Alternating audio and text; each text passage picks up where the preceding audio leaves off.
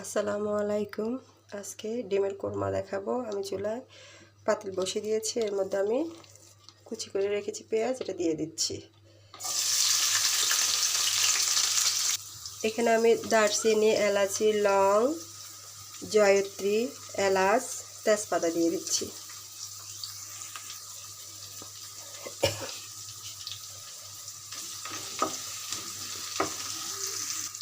এর মধ্যে দিয়ে দিচ্ছি আমি ডিম।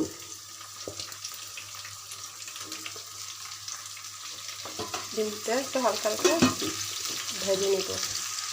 দিয়ে দিচ্ছি 1 চামচ জিরে গুঁড়ো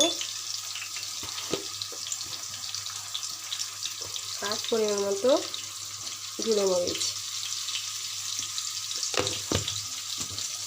আর দিয়ে দিব স্বাদ মতো লবণ, আর দিয়ে দিব রসুন জিরা বাটা।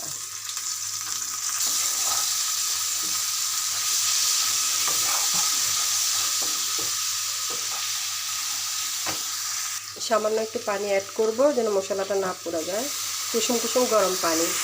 এখানে আমি দুধ, হালকা চিনি আর বেরেস্তাটা ব্লেন্ড করে রেখেছি, সেটা এখন আমি এখানে দিয়ে দিব।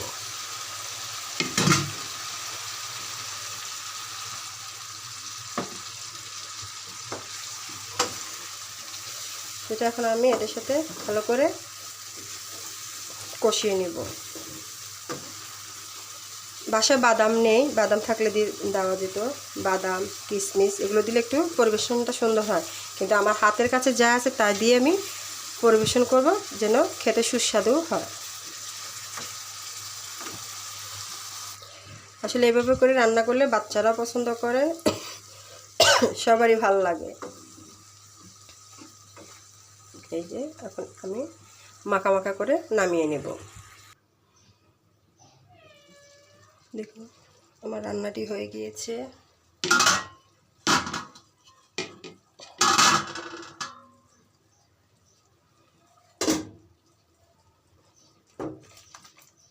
মাশাআল্লাহ, খুব সুন্দর কালার আসছে। এই যে দেখুন। আর এখানে রান্না করছি পোলাও দিয়ে ডিমের কোরমা দিয়ে খাওয়া হবে।